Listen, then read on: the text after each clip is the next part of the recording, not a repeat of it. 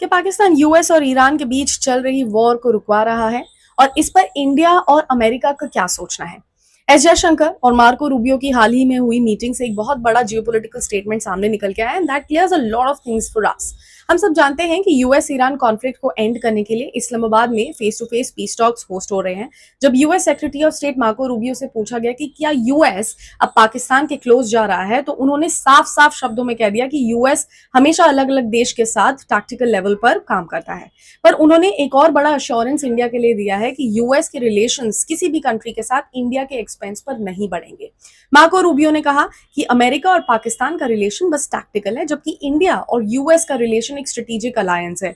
उन्होंने बताया कि इंडिया और अमेरिका मॉडर्न एरा के सभी बड़े चैलेंजेस पर एक साथ खड़े हैं, एक विजन के साथ। They are aligned, that's why it's different from other nations and is very special in nature too. In short, America ने ये क्लियर कर दिया है कि काम भले ही उन्हें पाकिस्तान से निकलवाना हो, पर दोस्ती हमेशा इंडिया के साथ ही रहेगी।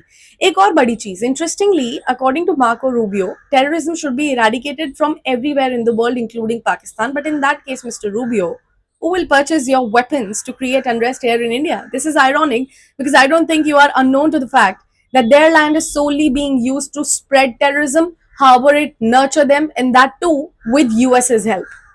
Pakistan has always been the aggressor, the initiator. शायद इन्हें याद नहीं है कि इन्हीं के एक फॉर्मर प्रेसिडेंट के अंडर ओसामा को कहाँ ट्रैक डाउन किया गया था, कहाँ मारा गया था। अभी 18 मार्च 2026 को ग्लोबल टेररिज्म इंडेक्स की एक रिपोर्ट भी पब्लिश हुई है जिसमें Pakistan is on the top. They have surpassed Burkina Faso in being the nation which is most impacted by terrorism. And इसमें किसी आउटसाइड एलिमेंट का हाथ भी नहीं है, किसी का काम नहीं है। यहाँ पे ये इन्हीं के घर में पनपते हैं, इन्हें और इनके अगल बगल वालों को परेशान करते रहते हैं। वहीं दूसरी ओर, you will also see Donald Trump changing tunes again after calling India a dead economy and a hellhole. US embassy के 258th इंडिपेंडेंस डे सेलिब्रेशन पे जो न्यू दिल्ली में हुए, उसे डोनाल्ड ट्रंप ने ज्वाइन किया लाइव कॉल के through. He said India can count on me 100%। Sure, पूरी बात बताती हूँ जो ट्रंप ने बोली है। He said I love India, ambassador go, you will have to make a good speech as a representative of our country. I just want to say hello to everybody. I love the prime minister Modi is great. He is my friend. India can count on me 100%. Because right here, we are doing well. We are setting records. We have a record economy, a record stock market, and anything India wants to get. I'm a big, big fan of Prime Minister Modi.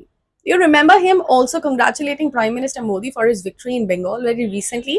Why would the US's president show interest in India's state elections result?